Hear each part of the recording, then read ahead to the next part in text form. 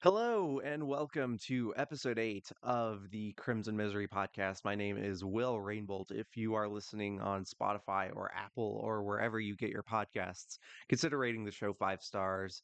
Consider following along. And if you are watching on YouTube, please like the video, subscribe, comment as well. You can also email the pod at crimsonmiserypod@gmail.com if you have any ideas for a segment, if you want me to break down a certain player or a team, um, then just email me and it's going to be very easy for me to highlight them in the following episode where I get it. So, with that being said, I gotta say, I have this highlighted um, at the top of my notes page that I use to structure every episode. You get a little behind the scenes look here.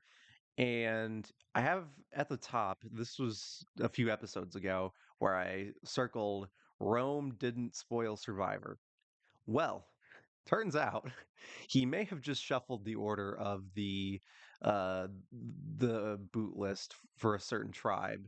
And because if you look at the actual boot list and you look at Rome's boot list that he tried to secretly spoil, he mixed up some of the Tuku tribe that ended up going, but then you kind of just figure he may have just forgotten the order in which they were voted off. Um, yeah, so this dude definitely is not going to be invited back for any more Survivor related stuff. He's just, yeah, he's just very annoying. And I, it hasn't necessarily dampened the Survivor experience, but at the same time, it is a very shitty move on his part.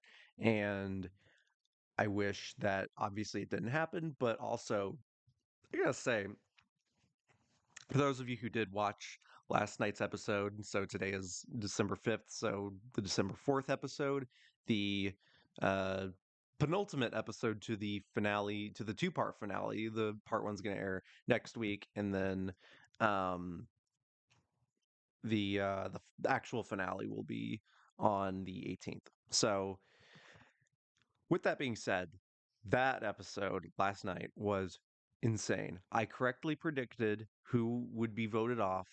I'm not going to spoil who it is, what their gender is, but for those of you who have not seen it, but they posted something on their Instagram hours before, and that's kind of a telltale sign that their days may be numbered on Survivor. So, one of the best boots I've seen in recent memory. I only like recently picked Survivor back up on when COVID hit because I wanted something to watch and also just wanted to connect with my family a little bit more, and so I decided watching that again. I remember as a kid watching it when the days of Russell and Rupert and all those players, Ozzy and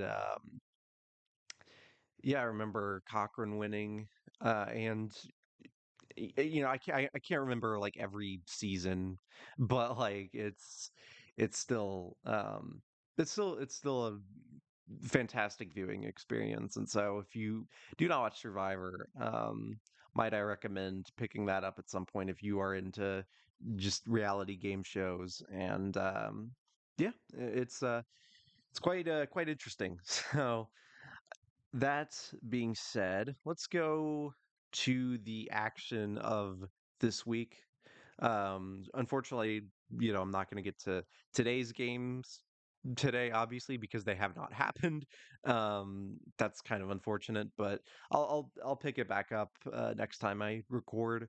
So, but for the games that have happened, primarily in the SEC, ACC Challenge, and also the Big East Big 12 battle, there have been some pretty crazy results. So, and also want to highlight some Big Ten action that has already happened. Um, just going over that, continuing, uh, potentially Oregon being a dark horse in the Big Ten. Just saying, just saying. Um, I also don't have that many thoughts on the Indiana men's game. It was just kind of a standard, um, cupcake schedule win over Sam Houston State. Um, the Indiana women's team, on the other hand, barely beat a Southern Indiana team. Uh, I, d- I don't even want to talk about that team, honestly. They're just so inconsistent and up and down. But again, trust Terry Morin will, at least have a decent system involved. So, but again, we'll see what happens. Anywho, let's begin with the men's side. I'll get to the women's side in a second. For the uh, SEC ACC Challenge, all of the games have concluded. What a dominating performance from the SEC. Jesus. I mean, 14 and 2. 14 and 2. Are you like I hope this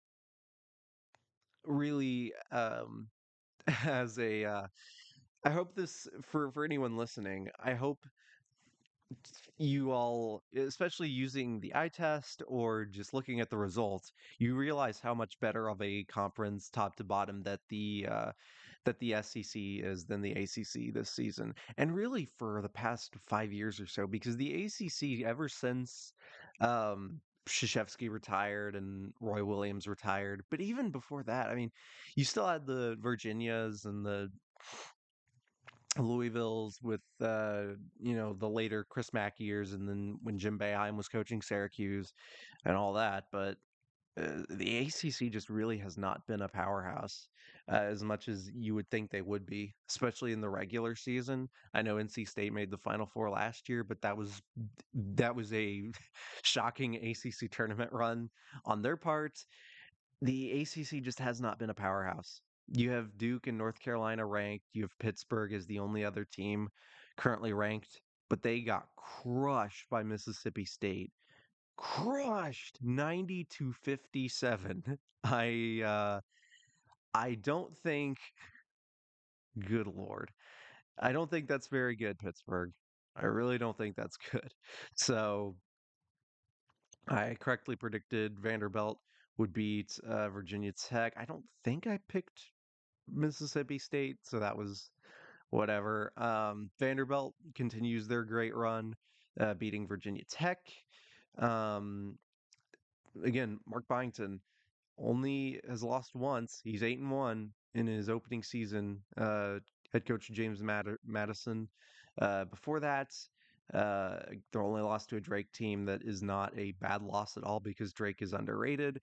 Um, Texas defeated NC State at NC State. I thought NC State would win that one, but the Longhorns end up taking care of business here. So Rodney Terry trying to keep up the momentum ever since Chris Beard got fired, and yeah, I will say.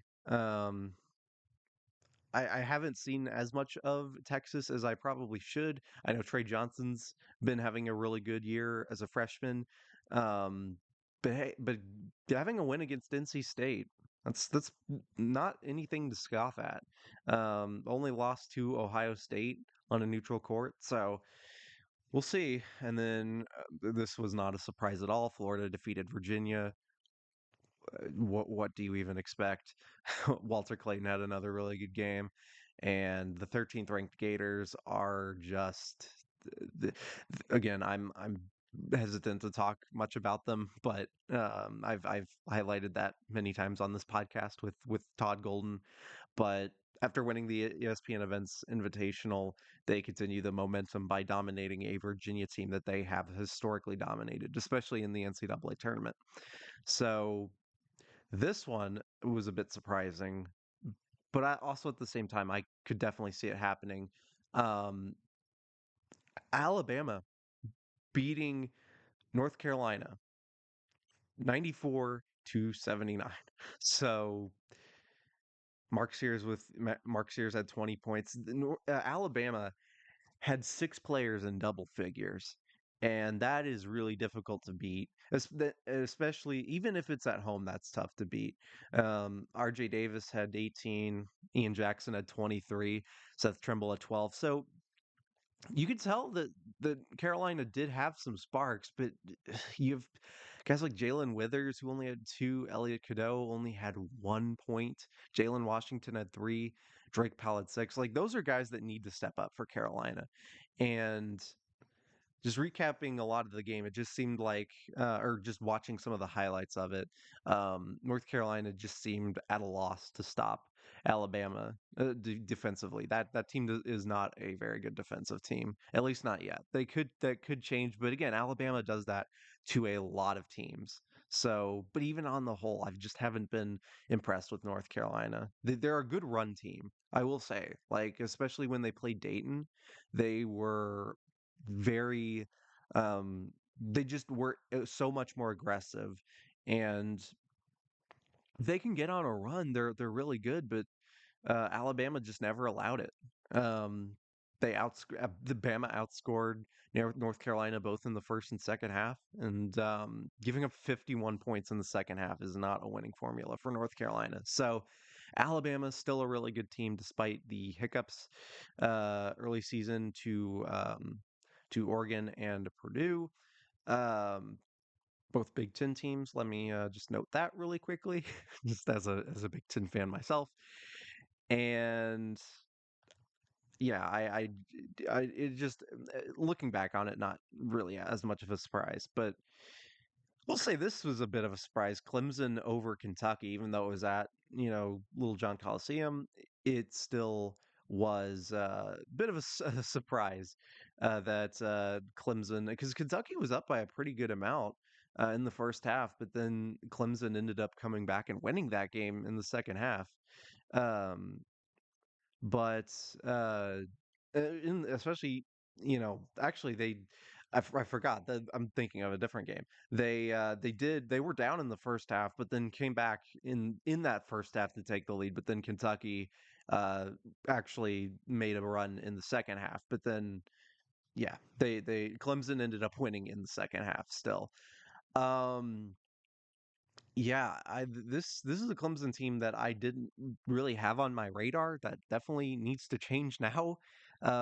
Chauncey Wiggins with 12, Chase Hunter with 10, and then for Kentucky you have Otega Owe with 17, Lamont Butler with 16. What I noticed in that game was whenever Lamont Butler was not in that lineup and or Owe was not in that lineup, the Wildcat offense was just non-existent. Even with like Kerr out there, it just didn't seem like that Kentucky team was playing with as much energy as they were with Butler and Owe. Like, granted, this is a pretty solid Kentucky team from top to bottom, but at the same time, you need to have guys that can step up outside of those two if they get into foul trouble or because their front court did not play very well. Clemson was really really dominant offensively, especially inside with Ian Shefflin with 20 rebounds too. That just can't happen. Amari Williams and Andrew Carr need to like actually play better in order to win that game. And it just seemed like he was bodying those two the entire time, or whoever Mark Pope decided to put out there, it just wasn't working. And so Clemson really won this game with their front court. Um, and whenever Butler and Owe were gone from the game, Kentucky's offense was at a standstill for the most part. So that's definitely something to look at going forward. Um, so with that game aside, Louisville, both in the men's and women's side, ended up losing.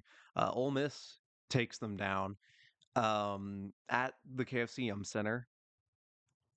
Uh, it amazes me how Louisville can play so well against Indiana and then get crushed by an Ole Miss team at home, 86-63. Um, I mean, at this point in the thing, where I'm looking at, the SEC was 9-0 to start. So Oklahoma defeated Georgia Tech. That wasn't really much of a surprise. Oklahoma are pretty big winners in this tournament. LSU defeated Florida State. Texas A&M defeated Wake Forest. It's another team that could very well make a big run under Buzz Williams. Tennessee, just give them the number one ranking. They will be number one after this week. They defeated Syracuse 96-70, and then number one and number two ended up losing, which I will get to momentarily. Um, they just looked amazing, and like what do you even say at this point about Tennessee that already hasn't been said? Like they look just based on the eye test, they look like the best team in college basketball. Zakai Ziegler with 14, Chaz Lanier. Look out for this guy. 26 points, 4 rebounds. He's a first round pick in the NBA draft. I if he decides to go, he he's going in the first round. He's that good. Jordan Gainey with 12, Cade Phillips with 12. Just so many weapons Tennessee has, and Igor Milicic with a double double, 11 and 10. They just have so much aggressiveness. I've compared this Tennessee team to like old Syracuse teams in term not in terms of the defense they play, but in terms of the athleticism that they have. This team is physical. They're fast. They're yeah. They shoot the ball really well. They're a very unselfish team. Zakai Ziegler, especially with 8 assists, this Tennessee team has everything, and I thought they were in trouble with all the players they lost with, like Adu and what's his face, Santiago Vescovi and Triple J, and they just haven't like slowed down at all. And Dalton Connect, how did I almost forget about Dalton Connect? Um, yeah, it just this Tennessee team is unreal, and they're gonna probably have some speed bumps in the SEC regular season, but don't let that distract you from how good this Tennessee team is. This team could easily be in San Antonio uh, by the uh, by the end of this season. I think they're definitely a Final Four contender already. But again, it's very early in the season. Um, I don't want to declare it too early, but like Tennessee, they by the time tournament time comes around, they should be. You should look at them as favorites right now, and they're going to be number one in the polls next week because Kansas and Auburn ended up losing too. So yeah, I cannot say enough about good things about Tennessee. And it's not just because one of my faithful listeners, Tyler, also a friend of mine, is a Tennessee fan. Um, I also got to say, when you tell me that the women's team Tennessee blew a 20-point lead against Florida State, and you don't tell me that they ended up winning still in that game, it led me to believe that Tennessee women's had lost. Uh, though looking it up, I was immediately corrected. So it, I just want to point that out. Make sure you have, yeah, just know that I have a very difficult time with reading comprehension. So, um, no, all jokes aside, uh, Tennessee also big winners here, even though the women's team blew a 20-point lead to Florida State, even though Florida State, not a bad basketball team by any stretch of the imagination. So get to that slate in a minute. Missouri defeated California 98-93. This could be a make or break year for Dennis Gates, even though Missouri has had up and down seasons throughout the past 15 years. Starting off 7-1, only lost to Memphis. This could be very interesting, especially by the time Kansas comes around and they play each other. Which I'll get to Kansas in a moment. I have a lot to say about Kansas. So I could see Missouri winning that game if Kansas doesn't play very well. So Arkansas defeated Miami. Miami is not. I mean, they put up a pretty good fight, all things considered, at home. But Arkansas just a better team talent wise than Miami. The Hurricanes team is just not good at all.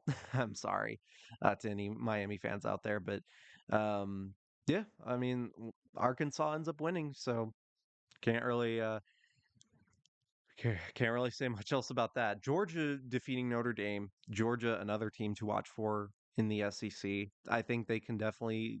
It's going to be tough with a very stacked SEC, but Georgia might be another sleeper team. South Carolina ends up defeating Boston College. Yeah, I mean, don't think South Carolina is as good at this point, but they still have talent. I could see them pulling off a couple upsets here and there, but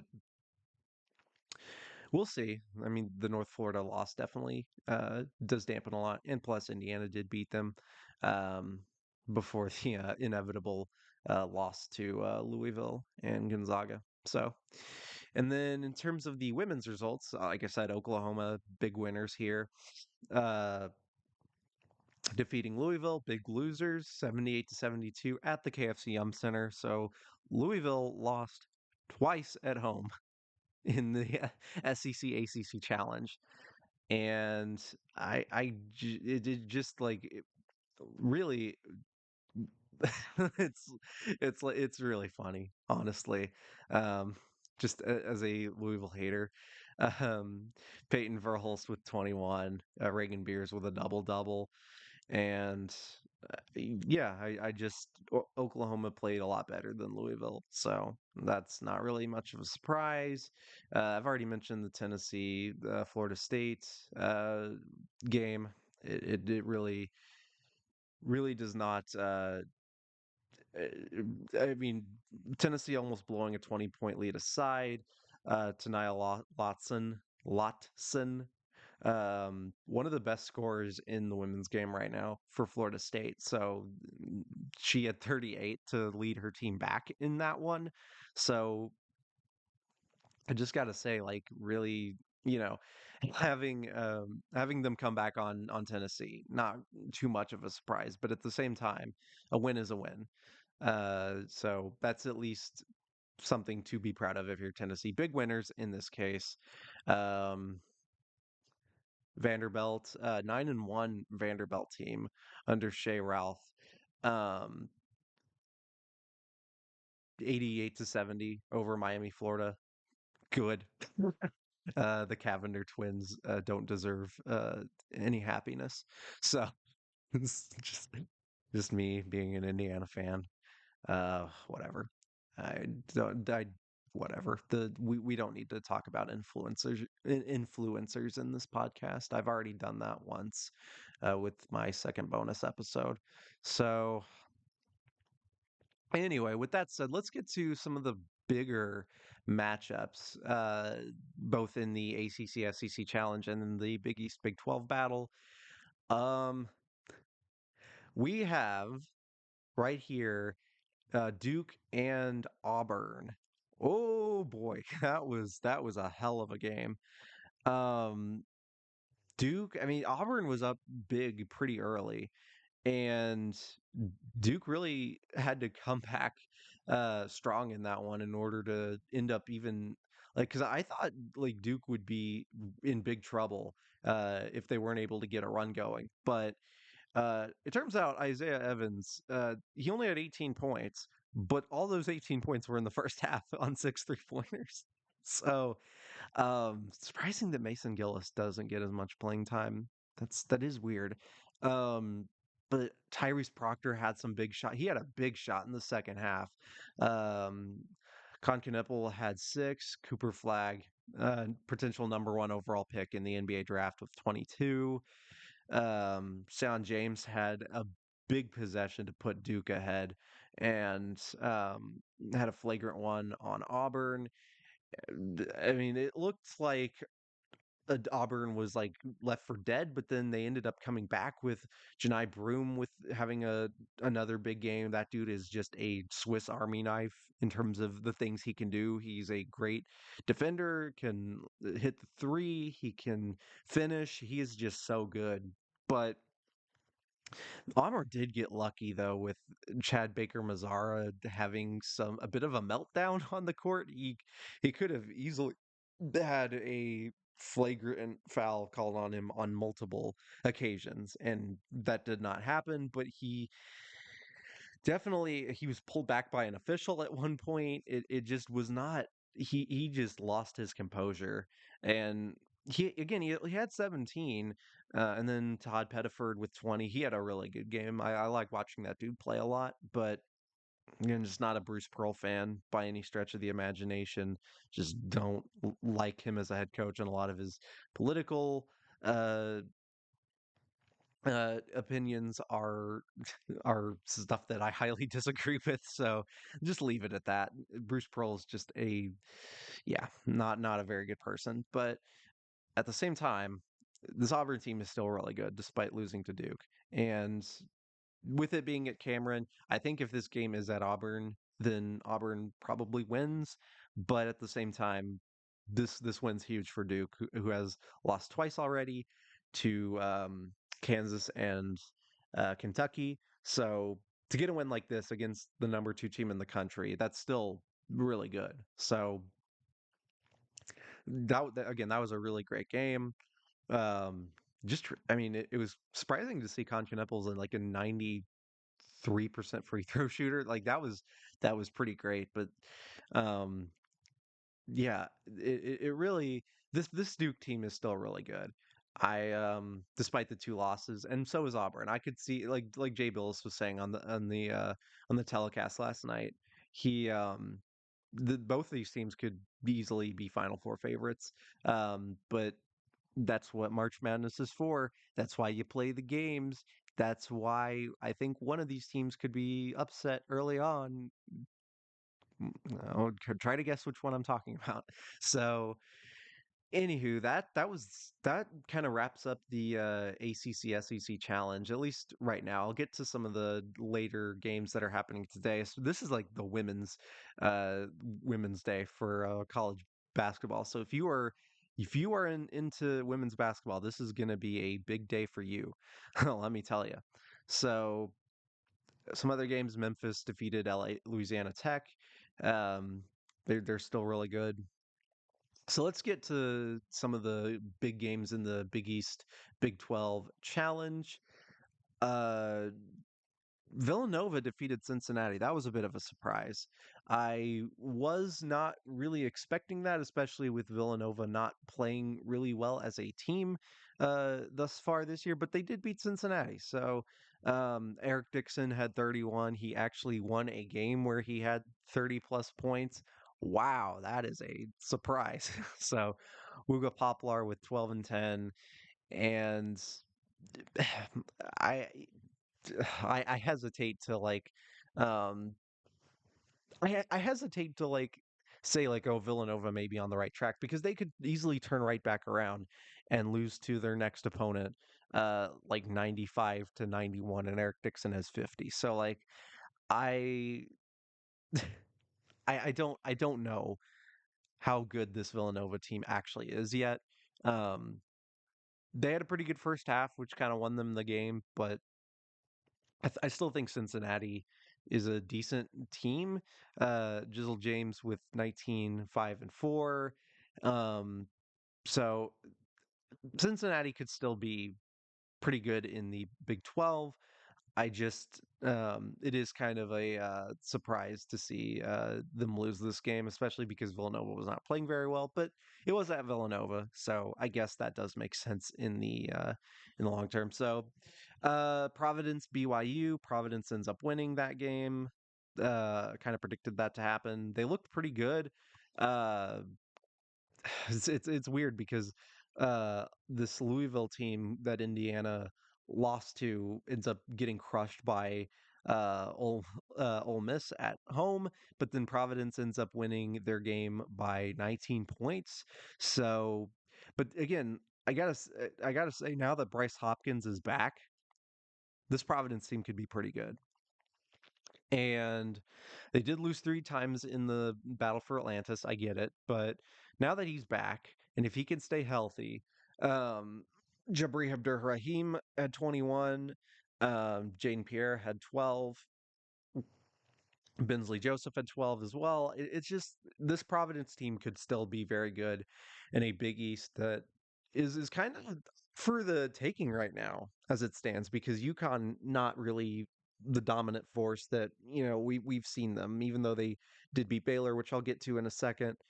Um, I just think I just like this Providence team. I don't know what it is, but something tells me that this Providence team could actually do really well, and I think they could possibly even get a decently high seed in the NCAA tournament if they play up to their potential. So, but that does depend on teams like DePaul if they can continue their current run that they're on. Teams like St. John's, how good will they be?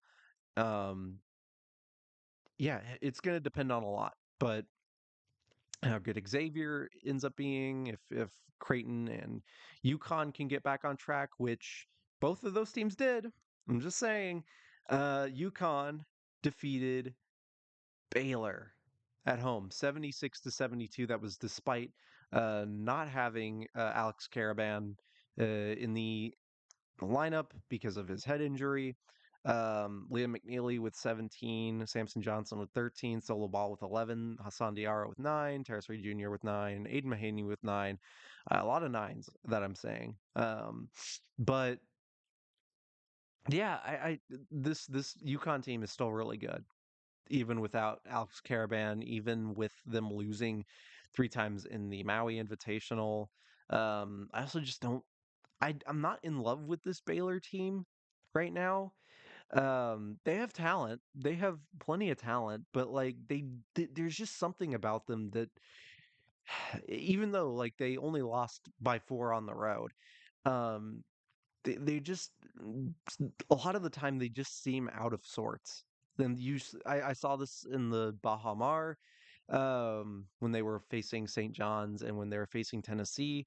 Granted, the Tennessee game was when they were really tired, but I'm just not in love with this Baylor team. I don't know uh, what it is, but it just this team screams like first round, second round upset to me. But they could also prove me wrong once the Big 12 play ends up coming in and they end up doing really well. But right now, I'm just not convinced on Baylor. Um, Again, they have plenty of talent. Scott Drew's a championship winning head coach, so they could easily prove me wrong. But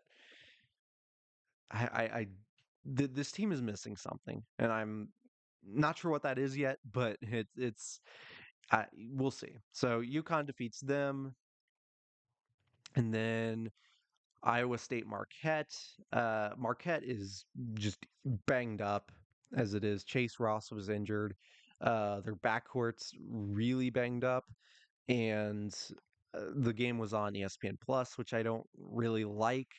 But despite Marquette being injured, Cam Jones tried to rally this team back because they were down by quite a bit, and then they ended up tied at like 61, I believe it was, and then Iowa State ended up pulling away at the end. Sean Gilbert with 24, Curtis Jones 14, Joshua Jefferson 15.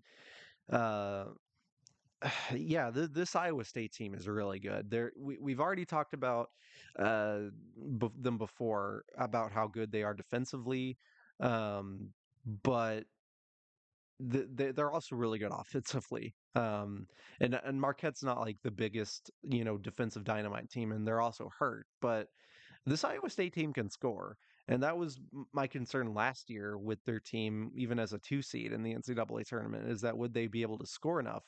And they made the Sweet 16, so in a way, the answer was yes. But they also ran into an Illinois team that was just kind of way better than they were. But this year, definitely, even though they ended up losing to Auburn in the Maui, they they're still really good. And Marquette's also still really good. Once they get healthier, I'm not sure what Chase Ross's status will be, what their other backcourt options are going to be. But at the same time, they're also really good. They had 4 players in double figures this game, even in spite of that. And that was without Ben Gold really having a good game. So if he has a better game, then maybe Marquette ends up, you know, maybe they still lose, but maybe it's closer. But I don't know.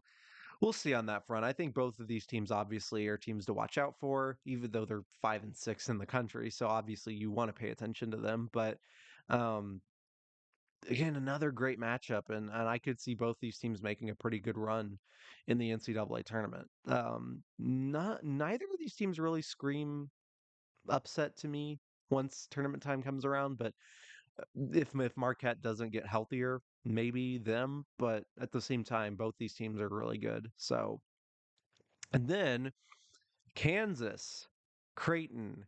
Creighton ends up pulling off the upset. Stephen Ashworth does end up returning for this game. I said if he wasn't able to return, then Kansas ends up winning this one. But no, he returned, played 38 minutes, 17 points. Pop Isaacs went off in this one, 27 and 7 and 4 assists as well. Um, and then Ryan Kalkbrenner double double, no surprise there, 17 and 10. Hunter Dickinson, 6 points, 8 rebounds. People were clowning on Hunter Dickinson this game, not only because he got ejected in the last game he played in, but also um, when a team like Creighton, who has a better center like Ryan Kalkbrenner than Hunter Dickinson, he folds. This dude folds whenever he has to face a center that's just as good or better than him. He does not he did not play well this game. And he's genuinely one of the slowest defenders I've ever seen in my life. He doesn't really contest all that well. He didn't really try to get Kalkbrenner out of position all that much. And when he did, Kalkbrenner was just able to use his athleticism around him. And Hunter Dickinson just really is not as good as people make him out to be. Like, granted, if it was one on one versus someone like me, he would dominate. He's 7'2", but like he just doesn't. He's one of the biggest teases in all of college basketball because, well, number one, he's an absolute dick, but two, he just for his size and for his talent, he should be putting up better numbers than he is. He can shoot the three. He can score in pretty much any way possible, but he just is so. And I don't know if he is intentionally this slow, like he just doesn't want to jog all that much, or he is just slow by nature. But he really, just watching him, it's like watching a player in slow motion like try to get back. He's a terrible transition player, and that hasn't changed from when he was at Michigan to last year with Kansas to this year. It's like he's the same player. I don't think he's necessarily improved at very much. Um, like he's not the focal point of their offense that people would think he would be. You have guys like Zeke Mayo and AJ Storr and Dayon Harris, KJ Adams. Those guys are really talented. He has a good supporting cast around him, but if they're not if even one of those guys has an off day like KJ Adams did and Hunter Dickinson's not putting in the points, you're facing a team like Creighton who has quite a good talent pool even though they've kind of underachieved so far this season.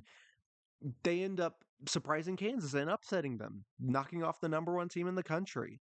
And you have a guy like Pop Isaacs who can go off like this, and if Stephen Ashworth's healthy and Ryan Kalkbrenner has a good game like he did against Hunter Dickinson, that's like that is a recipe for a disaster for Kansas. And I don't that was my thing going into this season where it was like okay, Kansas is number one again. Cool, they were number one in the preseason poll last year. And look what happened. They got outmatched in a lot of Big 12 games. They lost to Gonzaga in the round of 32.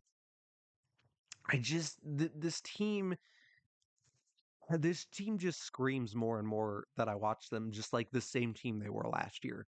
Just without Kevin McCullough, without Johnny Furphy, without Nick Timberlake. It just see they're a deeper team than they were last year, but in terms of like the high end talent that they have, it really hasn't improved all that much. like even with Harris and Adams, I don't really I just don't really see this Kansas team going as far as I think a lot of people thought they would. Um, Again, I don't know. For Creighton, this could, especially now that Ashworth's back, um, if they play more games like this against Kansas than they did against a team like Nebraska, then they could definitely still compete in a very um, top-heavy Big East. But at the same time, they're gonna need to be more consistent than they've shown. So, for Creighton, congratulations on the win. That's a great momentum win. Storm the court, yada yada. Great deal. So I yeah, just very interested to see what'll end up happening. I think the more I watch him, like I think Missouri could pull off the upset against Kansas going forward, as I said, but at the same time, we'll see what ends up happening. So again, I already mentioned Oregon defeating USC, remaining undefeated. I picked Oregon to win the Big Ten tournament, so it might end up happening. We'll see. Um, and then Michigan ends up going on the road to Wisconsin and knocks off the Badgers. This was a very, very, very physical game. Daniel Wolf with 20 points, Vladislav Golden with 24, the transfer from Florida Atlantic, who went with Dusty May to Michigan. Um, yeah, this Michigan team is getting better and better. And then Wisconsin kind of showed, like even in games they won against Pittsburgh and against Arizona, there there just seems to be a lack of athleticism inside, and so they were getting beat by the Michigan front court a lot in this one. They have a lot of uh, great guards, like Blackwell and Max Klesmit, and then John Tanje, who I've mentioned before, had another pretty good game with 18 points. But at the same time, their front court's going to be an issue, especially um, when you allow 20-point games to two of a team's front court players like they did in this one. So they were just getting beat a lot in this one. Um, so Wisconsin suffers their first loss. I don't think this is gonna like derail them, but because it's at home against Michigan and at home, not really a great sign for them. Michigan State went on the road and blew out Minnesota. That's not really much of a surprise. Minnesota I thought would be better than they are, but no, they're just not very good. Um, Today you have Penn State hosting Purdue. I think Purdue wins this one. Illinois Northwestern. Illinois, I think, will win this game, especially if they play like they did against Arkansas. I think they can beat a lot of teams, especially if they're on the road.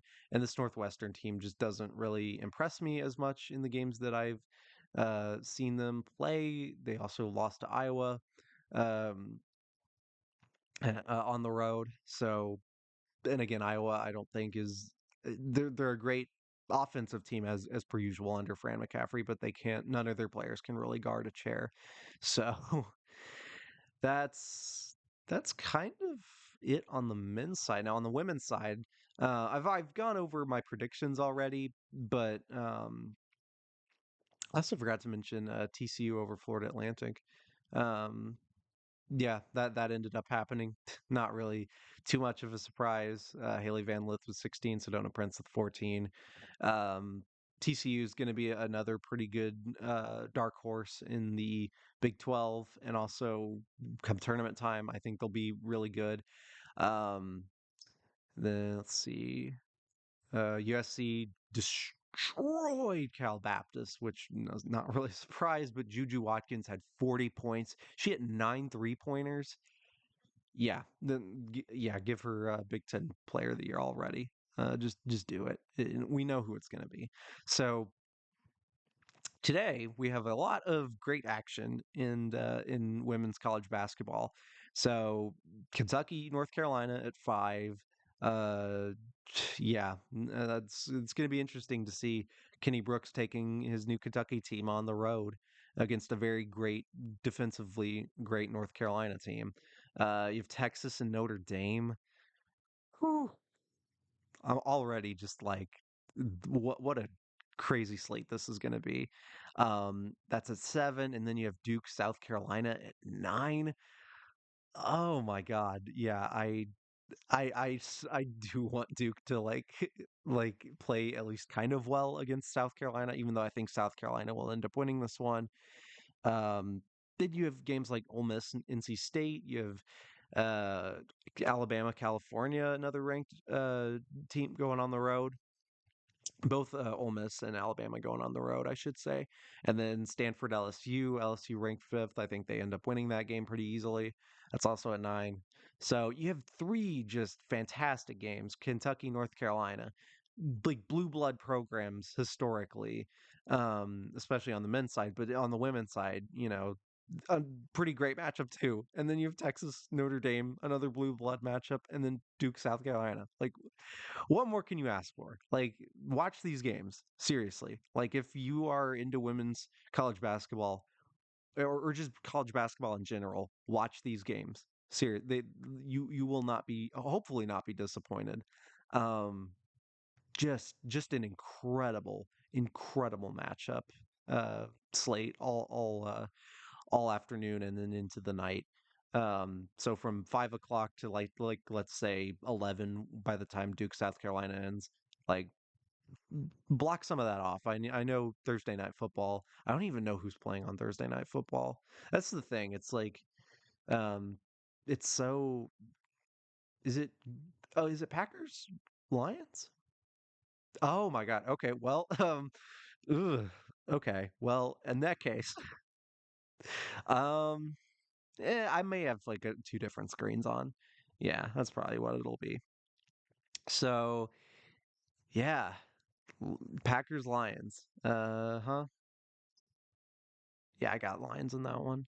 Especially because I mean they already beat Green Bay at Green Bay.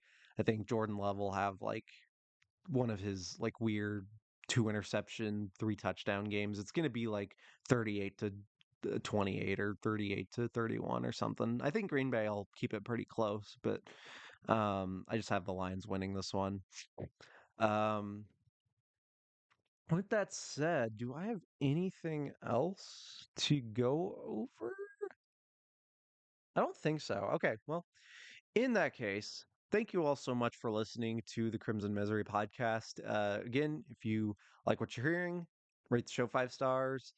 Tell your friends about it. If you want to get them into a college basketball podcast, just send them my way. Again, email the pod at crimsonmiserypod@gmail.com. And until next time, hopefully you all have a great watching experience with the slate tonight. And I will see you all next time, whenever that'll be, because I'm not entirely sure what my schedule is going to be like. But anywho, have a good one, y'all. Bye bye.